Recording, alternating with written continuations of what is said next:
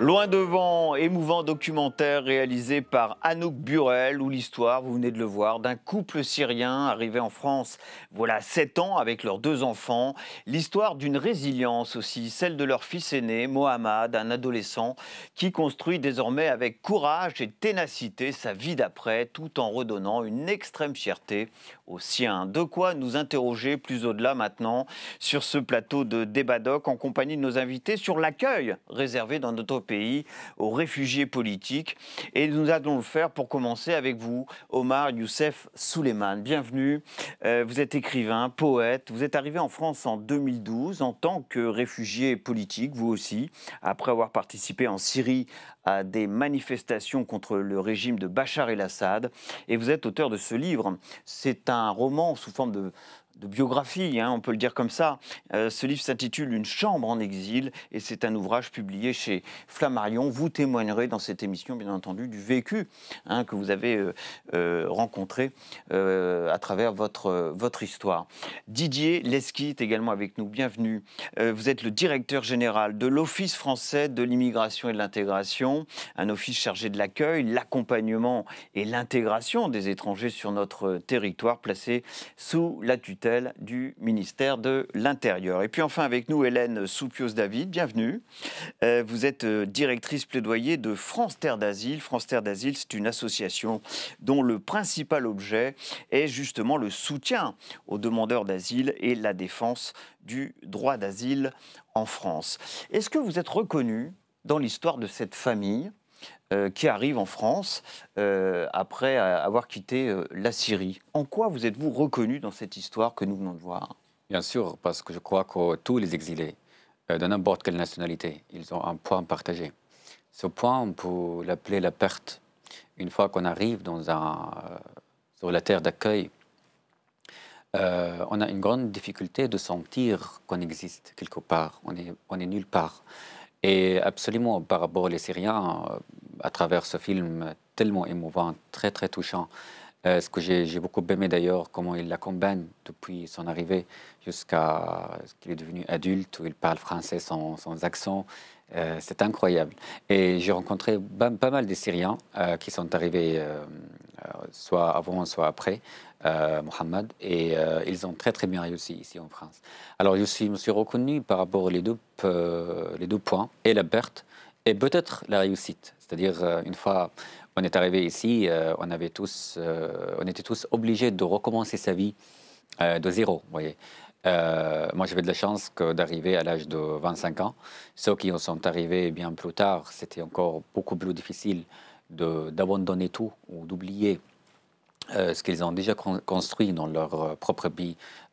L'exemple, c'est le père de Mohamed, par exemple, quand il dit dans le film que maintenant ma vie est zéro. C'est une phrase tellement douloureuse et bouleversante après tout ce qu'il a fait en Syrie. Mais pour Mohamed, comme il avait 15 ans, et il rêvait d'être un médecin, parce que d'ailleurs, une des raisons, c'est que son père aurait beaucoup aimé le voir devant lui comme un médecin. Et là, on le revoit dans le film comme un médecin, comme un étudiant tellement brillant, qu'il a très très bien réussi. Avec le poids que doit ressentir aussi cet enfant. Tout à fait, voilà. Il faut qu'il réussisse pour redonner espoir aux siens, à commencer par son père. On va revoir l'extrait dont vous venez de parler un instant, concernant justement le fait que cette famille a tout perdu. يعني مختصر لو ما الحرب ما بنجي لهون. كتب، دفاتر، أقلام، هيك كتسات الثياب، كان عندهم كل واحد خزانة مليانة ثياب. هلا ما في ثياب، ما في دفاتر، ما في أقلام، بجوز إن شاء الله لقدام ما بعرف. تعودوا بس إمتى؟ ما حدا بيعرف، يعني بالمختصر كان في كل شيء هلا ما في شيء. بس بنشتاق.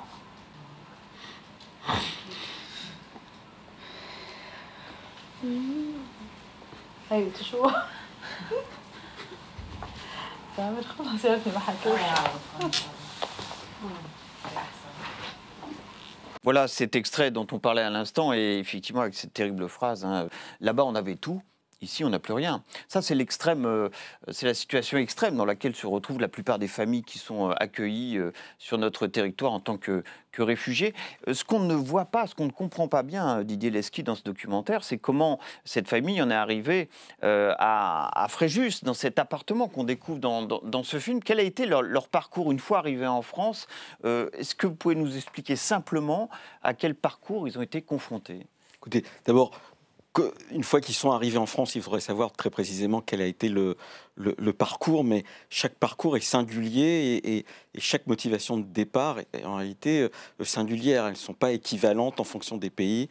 Et là, la Syrie, on est dans quelque chose qui est un drame qui dure depuis des années, qui est une sorte de guerre civile et de guerre interne menée par un gouvernement contre son peuple, avec des personnes qui pouvaient avoir des situations tout à fait aisées, c'est le cas dans le documentaire, qui sont obligées de fuir, ce qui est différent d'autres personnes qui peuvent décider de partir pour non pas des raisons identiques et des conditions de guerre identiques. Après, les Syriens sont très peu venus en France, il faut le rappeler. Hein.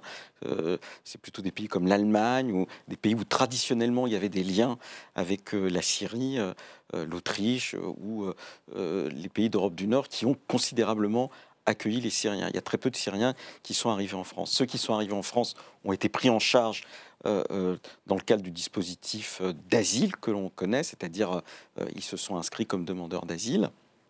Ça, c'est la première démarche. On s'inscrit comme demandeur d'asile. S'inscrit comme demandeur d'asile. Alors, la première démarche pour s'inscrire comme demandeur d'asile, c'est d'aller dans un service de premier accueil des demandeurs d'asile, qui sont des services mis en place par l'OFII, par l'État, avec des associations qui sont mandatées. Par exemple, France Terre d'Asile gère des services de premier accueil de demandeurs d'asile financés par l'État. Et puis après, il y a l'inscription elle-même qui va ouvrir droit au versement d'une allocation pour demandeurs d'asile et la mise en place d'un processus d'hébergement. Mais là, en ce qui concerne cette famille, ce qui est important, c'est la sortie de ce qu'on appelle le dispositif d'accueil des demandeurs d'asile, c'est-à-dire passer de l'hébergement au logement.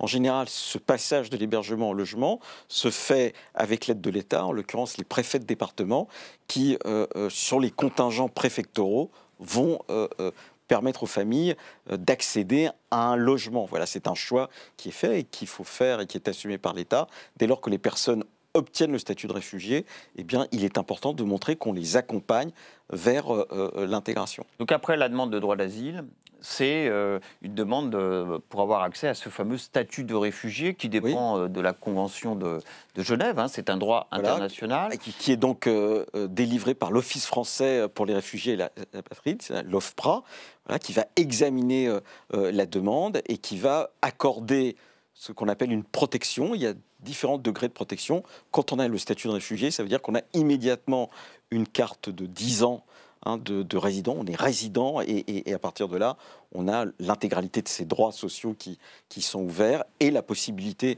dans un laps de temps qui est assez court par rapport à d'autres types d'immigrés, de demander la nationalité française. Et ce laps de temps pour demander la nationalité, c'est environ combien de temps? 2 ans. Alors, c'est vrai, quand on s'intéresse à ce dossier, on se dit que finalement, le parcours pour accueillir ces réfugiés est assez fléché, paraît assez simple. Il y a même un guichet unique qui est prévu pour l'accueil de ces demandeurs d'asile, par exemple. Dans la réalité des faits, est-ce que c'est aussi bien organisé que cela? Ou est-ce que ça pêche, cet accueil des réfugiés aujourd'hui dans notre pays, d'après ce que vous observez au sein de France Terre d'Asile? En fait, ce qu'on voit dans le documentaire, enfin ce qu'on ne voit pas dans le documentaire, c'est toute la partie procédure qui est à la fois fléchée, mais qui est extrêmement complexe, bon, comme souvent les procédures. Et c'est pour ça que ce qui est assez clé, c'est que les personnes puissent être accompagnées par des associations. Ce qu'on voit entre les lignes dans ce documentaire, c'est que ces personnes-là ont eu un hébergement satisfaisant, ont sûrement pu avoir cet accompagnement. Il y a encore malheureusement en France des personnes en demande d'asile qui n'ont pas accès à l'hébergement. Pour qui c'est beaucoup plus compliqué, qui n'ont pas accès facilement à cet accompagnement. Et ensuite, ce qu'on voit moins aussi, c'est toute l'attente pour obtenir une protection. Ça peut durer plusieurs mois.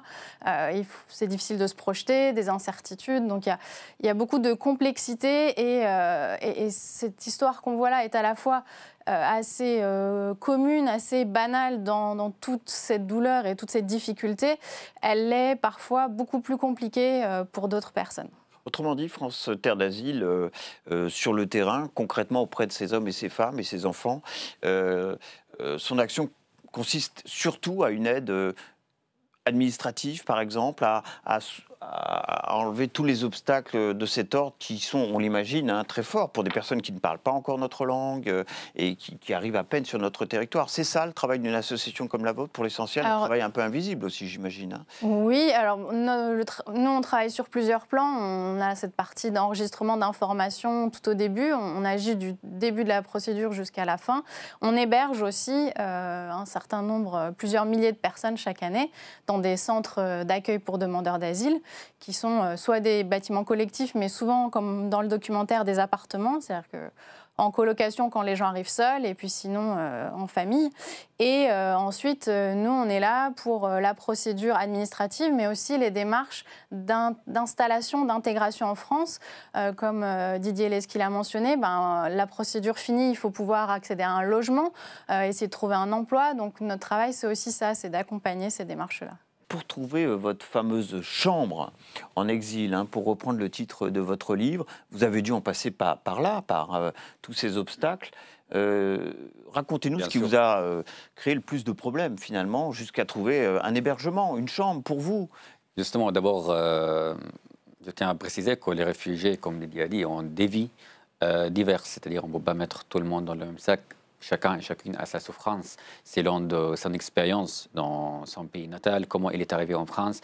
Par exemple, personnellement, je n'ai pas souffert. J'avais de la chance de ne pas souffrir de traverser la mer en bateau. Je suis venu en avion depuis la Jordanie, depuis Amman en 2012. Et ça a été malheureusement le cas de la famille, hein, de la que famille, nous voir dans ce film entre la Turquie et la Grèce. Tout à fait. Et donc, je suis parti parce que j'étais engagé dans un mouvement politique opposant au régime Assad. Et en Jordanie, c'était le voyage ou le trajet entre la Syrie et la Jordanie, c'était très dur. Mais ce n'est pas ça ma question. Ma question était de savoir, une fois que vous êtes arrivé chez nous, vous ne parliez pas notre langue, voilà. Vous cherchiez un logement, j'imagine, vous cherchiez à remplir toutes les obligations qu'il faut remplir comme nous, et c'est normal, comme vient de nous expliquer Didier Lesky. Qu'est-ce qui vous a posé le plus de problèmes? Il y a deux difficultés là-dedans, en fait. La première difficulté, c'est d'apprendre la langue, ce qui est déjà apprendre une nouvelle langue, tellement, surtout quand cette langue est tellement loin de sa langue maternelle qui est l'arabe. Mais quand on est déjà traumatisé par la guerre, c'est encore beaucoup plus difficile. Et la deuxième difficulté, ce sont les papiers administratifs, qui est surtout, par exemple, à la préfecture. Déjà, la langue administrative en France, même quand on pratique la langue française, c'est un peu, je peux dire, un peu chinois quand même. Parce que c'est, pour les Français, on ne comprend pas trop. Voyez. Alors pour les réfugiés, on comprend beaucoup moins. Alors personnellement, j'étais aidé par des bénévoles français. Oui, c'était la question que j'allais vous poser. Qui vous a aidé finalement? Absolument. Sans leur aide, je ne pourrais jamais réussir ni d'apprendre la langue, ni continuer cette démarche administrative tellement compliquée, tellement absurde, tellement difficile. Surtout, encore une fois, quand on vient d'un pays où l'État aide personne, comme la Syrie. Là-bas, le lien avec l'État ou l'administration, c'est presque n'existe pas. Ici, c'est très... même au début, quand je servais à Paris, quand je discutais avec une amie syrienne sur les réseaux sociaux, ils m'ont demandé si j'avais visité le musée de Louvre, le Tour Eiffel, les Champs-Élysées. Je disais non, mais je connaissais très bien où il y a l'OFI, la préfecture, où il y a l'OFPRA. Parce que c'était votre priorité, c'était votre urgence. Oui, là, on se connaissait vraiment par cœur, parce qu'on a vraiment besoin de passer des mois et des mois, comme vous avez dit, entre les bâtiments officiels pour continuer ces démarches administratives. Et ce que j'ai essayé de raconter dans une chambre en exil. Didier Lesky, c'est grâce à des bénévoles, des associations, qu'on arrive sans doute à lever ces obstacles administratifs, hein, si on a bien compris, qui sont les plus importants dès le départ. Et puis l'acquisition bien sûr de la langue, du français. Il y a bien évidemment des bénévoles, mais l'essentiel de la politique publique aujourd'hui, elle est basée sur le financement d'associations qui vont justement faire les services de premier accueil des demandeurs d'asile et qui vont aussi gérer les hébergements. Tout ça, c'est de l'investissement public. C'est pas simplement du bénévolat, mais il peut y avoir aussi du bénévolat. Donc il y a tout un appareillage avec une mobilisation très importante. On a France Terre d'Asile et d'autres Forum Réfugiés, par exemple. En fonction des régions, il y a aussi des traditions locales et des associations qui se sont montées depuis très longtemps en fonction des anciennes vagues aussi de personnes d'immigration liées à des activités politiques, en l'occurrence. Je pense aux Chiliens qui sont à l'origine, après 1973, de la création de France Terre d'Asile, où il fallait justement accueillir les réfugiés politiques chiliens. Mais je crois qu'il y a à chaque fois des choses singulières, hein, voilà, et que la situation de monsieur n'est pas la même, par exemple, que les demandeurs d'asile qui viennent d'Albanie ou de Géorgie, c'est-à-dire de pays d'origine sûre, hein, et qui vont être pris en charge, mais qui en même temps vont avoir un examen par l'OFPRA qui ne aboutira pas forcément à une protection. Hein. C'est très différent. Parce que Voilà. justement, quand ce n'est pas pareil quand on venait de la Syrie ou quand on venait d'Albanie, d'un pays ne pas considéré en guerre en France. Nous, on avait déjà la carte de séjour pour 10 ans, très vite, comme Syrien, mais ça n'était pas le cas Puis pour... de Jordanie, vous avez sans doute eu un visa asile, c'est ça? J'avais ce qu'on appelle le récépissé pour 3 mois, Voilà, oui. puis renouvelé à 3 mois. Mais qui a été donné directement en Jordanie par les autorités Exactement, de françaises, l'ambassade française. ce qui est une filière d'évacuation et des militants politiques à partir de la Jordanie ou même à partir du Liban, hein, des personnes qui étaient repérées pour leur engagement et pour lesquels on a facilité le voyage vers la France, comme on a pu le faire par exemple après le 15 août 2021, après la chute de Kaboul, où des personnes qui étaient déjà référencées ont pu être évacuées de manière rapide. Et donc chaque parcours est singulier.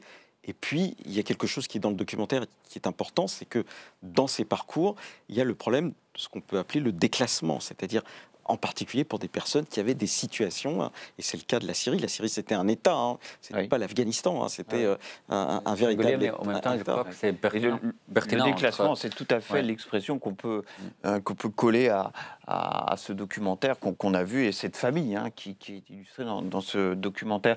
L'autre question que je voulais vous poser, parce qu'on a entendu ici ou là qu'il y aurait eu 2 poids, 2 mesures entre l'accueil des réfugiés ukrainiens dans les semaines qui ont suivi le début de la guerre en Ukraine. On a accueilli en France 70 000 Ukrainiens environ, hein, c'est le chiffre dont je dispose. On est aujourd'hui à plus de 85 000. On est aujourd'hui à plus de 85 000. Que répondez-vous à ceux qui disent qu'il y a eu 2 poids, 2 mesures D'abord, entre l'accueil de ces réfugiés politiques, qu'on peut considérer comme tels, ukrainiens, et les autres réfugiés? D'abord, les situations ne sont pas comparables. Et du reste, même sur le plan juridique, elles ne le sont pas, puisque les déplacés ukrainiens qui sont arrivés en Europe ont eu un statut particulier décidé par l'Union européenne, hein, qui est ce qui s'appelle la protection temporaire, avec en plus une population qui est à 80% constituée de femmes avec enfants, dont la volonté est de retourner au plus vite, et on l'espère pour eux, en Ukraine pour reconstruire le pays et surtout pour rejoindre les maris, les frères, les pères, les grands-enfants, puisqu'on a très peu... Cette protection temporaire européenne leur permet d'avoir les mêmes droits s'ils décident de passer de la France à l'Allemagne ou à la Pologne, par exemple, hein, si on a bien compris. Hein. La protection temporaire leur permet de circuler, leur permet d'accéder à l'allocation pour demandeurs d'asile, comme d'autres allocataires demandeurs d'asile. La particularité, c'est qu'en fait, ils n'ont pas été hébergés dans le dispositif national d'accueil pour demandeurs d'asile. Ils le sont en partie dans des structures mises en place par l'État, en partie par ce qu'on appelle de l'hébergement citoyen. Après, le 2 poids, 2 mesures est peut-être un peu rapide, mais ce qui est vrai, c'est qu'il y a eu un élan au sein de la population qu'on n'a pas connu pour d'autres nationalités, sans doute aussi parce que c'est la population qui s'est à ce moment-là mobilisée, elle avait le sentiment, à tort ou à raison, que les choses seraient temporaires. Voilà. Et aujourd'hui, on a par exemple des difficultés, puisque des personnes qui s'étaient mobilisées pour héberger des Ukrainiens se retournent vers l'État en disant maintenant on ne peut plus les garder et il va falloir trouver d'autres solutions. Ce qu'on voit quand même, c'est qu'il y a eu une capacité à se mobiliser très rapidement, ce qui est une nécessité. On n'a jamais, l'Europe n'a jamais vécu un tel afflux de personnes depuis la Seconde Guerre mondiale. Donc c'était nécessaire cette mobilisation. L'Europe n'avait jamais connu de guerre depuis la Seconde Guerre mondiale. Exactement. Donc c'était nécessaire cette mobilisation, mais ce qu'on a vu, c'est que quand l'État, les partenaires, tous les partenaires partenaires ensemble peuvent se mobiliser, c'est possible. Et sur des choses qui ne paraissaient pas possibles il y a encore 3-4 mois, comme de n'avoir aucune personne à la rue, quand on parlait des Ukrainiens, bah, ça a été possible là pour les Ukrainiens. Donc il y a des choses... je pense qu'on peut tirer les leçons de cette mobilisation, cet accueil, pour en faire bénéficier aussi toutes les autres personnes qui arrivent en cherchant une protection. Je vous ai posé cette question parce qu'il y a une lettre ouverte d'une vingtaine d'associations qu'elle a adressée aux nouveaux députés que les Français vont élire là dans les jours qui viennent et qui demandent à ces signataires, d'abord ils soulignent que les mesures prises pour accueillir les réfugiés ukrainiens ont été salutaires, hein, je les cite, mais que toutes les personnes exilées doivent pouvoir bénéficier de conditions d'accueil à la hauteur de leurs besoins et de leur protection. Je ne sais pas si France Terre d'Asile a signé cette lettre ouverte, mais semble-t-il qu'un certain nombre d'associations voudraient s'inspirer de ce qui s'est passé en réalité concernant cette population ukrainienne et ces réfugiés ukrainiens pour les autres réfugiés. Vous parliez tout à l'heure de l'acquisition de la langue, ça a été un problème majeur. On va revoir d'ailleurs un tout petit extrait de ce documentaire avec Mohamed qui passe un examen hein, justement concernant la maîtrise de notre langue, de la maîtrise du français. Eh ben c'est bien, monsieur Mohamed. C'est vraiment très bien, même. Tu peux y aller. Tu as appris le français très rapidement. Très rapidement. Ouais, en un an, c'est fabuleux les progrès que tu as fait. Comme ta sœur d'ailleurs, c'est pareil. Hein. Elle refuse de parler à la maison. Ah oui? Elle ne veut pas parler à la maison? Non. Eh ben elle parle avec moi. Oui, mais c'est bien aussi qu'elle conserve sa langue maternelle, ça c'est très important. À la maison, vous parlez syrien quand même avec papa, maman, oui? Oui. Certainement. Oui. Un petit peu français aussi, non? Pas du tout. Non. Oui. Donc c'est bien. Oui, on te félicite, vraiment. Il n'y a pas de souci, elle se débrouille bien. Voilà. Mohamed qui réussit donc son examen d'aptitude à la langue française. En combien d'années, de temps avez-vous réussi à maîtriser notre langue? Et j'imagine que ça a contribué ensuite à favoriser votre intégration pleine et entière dans notre pays. En 2 ans. 2 ans. Entre 2013, fin 2015, je parlais français, je comprenais un peu. Je me suis forcé de couper tous les liens avec la langue arabe pendant ces 12 ans, presque. Je sortais toujours avec des gens qui parlent français, seulement français, ni arabe, ni anglais. Ça vous l'êtes imposé? Et je ne comprenais rien de ce qu'ils disaient en fait, mais je faisais semblant que je comprenais et ça, comme ça marche. Oui. Et c'est très important de vivre dans l'atmosphère linguistique et ça aide beaucoup. Alors aujourd'hui, je crois que la langue, ça n'est pas seulement la clé à travers laquelle on peut accéder vers l'intégration dans une société, mais aussi, pour moi, c'est une identité avec le temps. C'est-à-dire, je me considérais comme français une fois que je maîtrisais cette langue. Alors, j'ai toujours mon accent, bien sûr, mais l'accent aussi, ça pourrait être une identité. Alors, plus tard, quelques années plus tard, en 2016, j'ai commencé d'écrire même en français, et mes livres étaient écrits en français. À travers de cette étape... C'est-à-dire que 6 ans plus tard, vous arrivez tout de même à sortir ce roman? Oui, en français, oui. En français? Et même les autres livres, en fait, à partir de Le Petit Terroriste ou Le Dernier Syrien. Oui. Parce que je crois qu'une fois qu'on commence de penser en français, rêver en français, on arrive à créer cette identité à travers cette identité linguistique qu'on a vraiment besoin. Et comme il a dit la dame dans le documentaire, en gardant sa langue maternelle. Bien sûr. Mais vous êtes jeune, vous aviez 25 ans quand vous êtes arrivé dans notre pays. Ce qui est frappant dans ce documentaire, c'est que Mohamed, sa sœur, vont parler notre langue et l'apprennent très vite. Hein, la preuve, évidemment, avec Mohamed. En revanche, évidemment, les parents, et à la maison, on parle syrien dans ce documentaire. C'est plus difficile pour les plus âgés, en réalité. Il est brillant. Par définition. Il est brillant et très intelligent parce qu'il arrive à l'âge de 15 ans, dans un an, il a progressé à fond. Là, on voit qu'il parle sans accent. Et durant les ateliers d'écriture que j'organise avec certains réfugiés qui viennent de partout, c'est incroyable. Au bout d'1 an, 12 ans, ils pratiquent déjà la langue, ça y est. Parce qu'ils sont déjà jeunes et c'est scientifique. Quand on apprend la langue, on est enfant ou adolescent, on l'apprend beaucoup plus vite quand même. Oui. La maîtrise de la langue, une des clés pour réussir une intégration. Ce que vous dites est particulièrement important, c'est-à-dire qu'il faut faire l'effort d'être dans la langue, dans le bain culturel.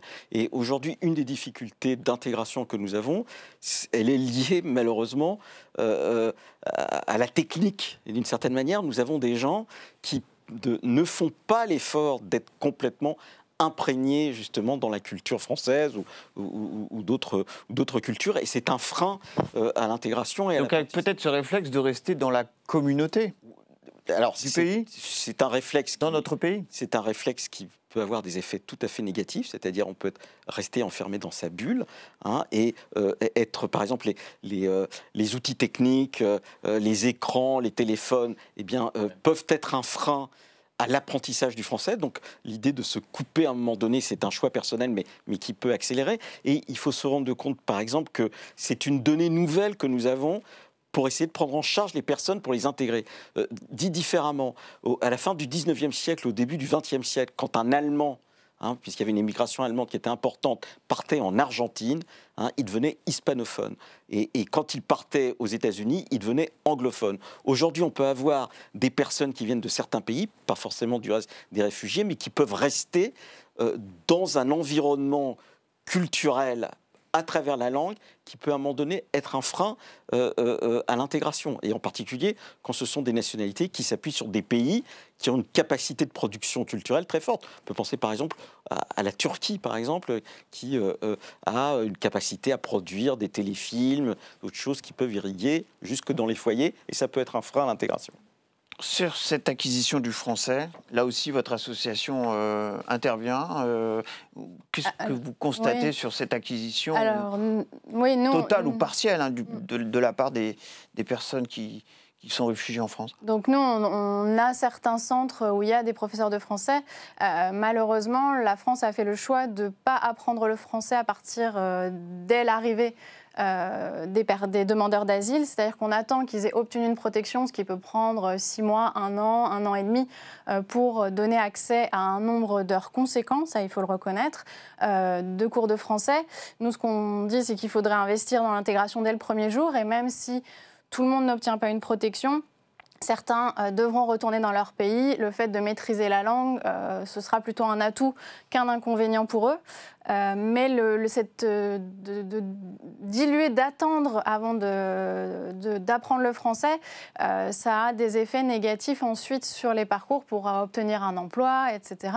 Et c'est aussi le fait de rester entre demandeurs d'asile parce qu'on est dans un centre d'accueil. Donc nous, on essaie de travailler aussi avec le lien avec la population, l'environnement, pour que la seule personne française ou résidente en France que les demandeurs d'asile, les réfugiés rencontrent, ne soient pas seulement les travailleurs sociaux qui puissent avoir ça, mais c'est aussi normal de vouloir aller dans sa communauté, de parler sa langue. Il y a eu un déracinement, un déchirement qu'on sent très fort dans ce documentaire, et on ne peut pas reprocher aux gens de vouloir retrouver des personnes de leur pays d'origine. Je pense que c'est humain.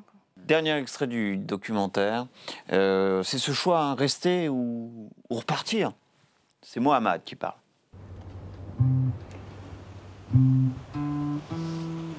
J'aimerais retourner en Syrie, revoir ma famille, mes amis. La vie un petit peu me manque, la vie de là-bas, la nourriture. Mais je pense que je vais continuer mes études ici. La France m'a aidé. J'apprécie les valeurs de la France, donc j'aimerais devenir français. Alors il se trouve que vous venez d'être naturalisé français, donc votre choix est clair, d'autant plus que vous n'avez plus de nationalité syrienne, vous n'aurez pas la double nationalité. Vous êtes heureux d'être naturalisé français aujourd'hui, c'est une victoire pour vous? C'était une victoire, bien sûr, surtout que c'était la première fois de ma vie où j'ai voté.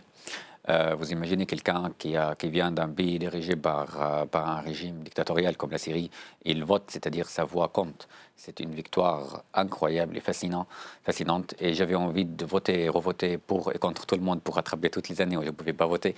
Et c'est un sentiment bouleversant qu'on ne rend pas compte ici à quel point a une grande valeur. On voit Mohamed, par exemple, en fait, une fois qu'on est intégré ici, encore une fois, à travers la langue, c'est-à-dire même avant d'avoir les papiers ou la nationalité officielle, je me considérais comme un Français parce qu'on a une vie ici. Alors, on a créé cette vie, on a des amis, on pratique le guitare à côté de son étude. Je connais certains qui pratiquent des arts arabes comme le beaux-arts arabesque, qui sont tellement brillants, qui sont très très bien réussis. Donc, ils ont une vie ici. Et donc, le retour, ça pourrait être très difficile. Personnellement, toute ma famille sont restées en Syrie. Je ne l'ai pas vu depuis 10 ans, même plus. Et alors le retour, les gens là-bas ont beaucoup changé. La Syrie a beaucoup changé. Et j'ai dans la tête l'image de la Syrie de 2012 qui n'existe plus aujourd'hui. Moi aussi, j'ai beaucoup changé durant toutes ces années en France. Et ça crée une sorte de distance énorme. Donc une fois qu'on va rentrer en Syrie, on va sentir encore qu'on est des réfugiés. C'est ce que je l'appelle condamné à l'exil, néanmoins. Même, c'est-à-dire on est exilé partout, mais à la fois on est des Français aujourd'hui. Et vous êtes arrivé en France en 2012 ? Oui. Et vous avez été naturalisé 10 ans après ? Il y a 10 ans après, voilà, tout à fait. Combien partent, combien restent, d'après les chiffres dont vous disposez aujourd'hui, parmi ceux et celles qui avaient obtenu ce fameux statut de réfugié dans notre pays ? Non, mais après, ça dépend des nationalités et qui obtient et qui n'obtient pas le statut de réfugié. Théoriquement, quand on obtient le statut de réfugié, on ne retourne pas dans le pays dans lequel on vient, puisque justement, on l'obtient parce que on est persécuté. On est persona non grata dans son pays d'origine. Voilà, et donc la question du retour ne se pose pas, hein, sauf s'il y a un changement de régime entre-temps et que les conditions changent. Par exemple, ça a été le cas après les dictatures d'Amérique latine, où des Brésiliens ont pu rentrer au Brésil, au Venezuela ou au Chili, parce que les régimes dictatoriaux étaient tombés. Donc on est à chaque fois dans une situation différente. Mais par exemple, vous parliez des Ukrainiens. Aujourd'hui, on a déjà des Ukrainiens qui retournent en Ukraine. Du reste, on a plus de 2 millions d'Ukrainiens qui sont retournés en Ukraine ces dernières semaines, là où les Russes ont été battus ou se sont retirés. Voilà. Mais la deuxième chose, c'est que la particularité de la France, c'est de considérer que l'intégration passe par la langue. C'est pour ça que l'État finance les cours de langue, mais aussi par la nationalité. On a une longue tradition, notre pays, une longue tradition de donner la nationalité, à peu près 100 000 personnes par an. D'autres pays européens n'ont pas cette tradition, ou s'y sont mis très tardivement. Nous, on a la possibilité d'avoir la double nationalité. Le fait d'avoir la nationalité française ne vous oblige pas à renoncer à votre nationalité d'origine, alors qu'il peut y avoir des pays de départ où on vous demande de renoncer à votre nationalité d'origine, dès lors que vous avez acquis la nationalité française. C'est une particularité de la France que d'utiliser l'intégration par la nationalité depuis longtemps.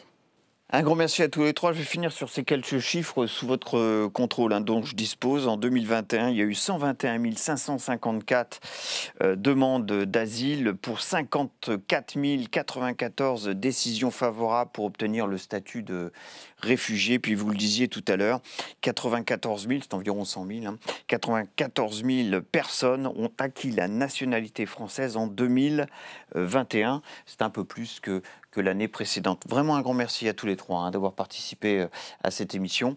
Après ce très beau documentaire, très émouvant documentaire avec cette famille syrienne qui continue de s'intégrer dans notre pays, avec notamment Mohamed, à qui on souhaite le meilleur, bien sûr, pour la suite de ses études en médecine. Vos réactions, ça sera sur #Débadoc sur Twitter. Merci aussi à Selma Sali, qui, comme à l'accoutumée, m'a aidé à préparer cette émission. Puis moi, je vous donne rendez-vous tout simplement pour un prochain Débadoc, et ça sera bien sûr avec son documentaire et son débat. À bientôt.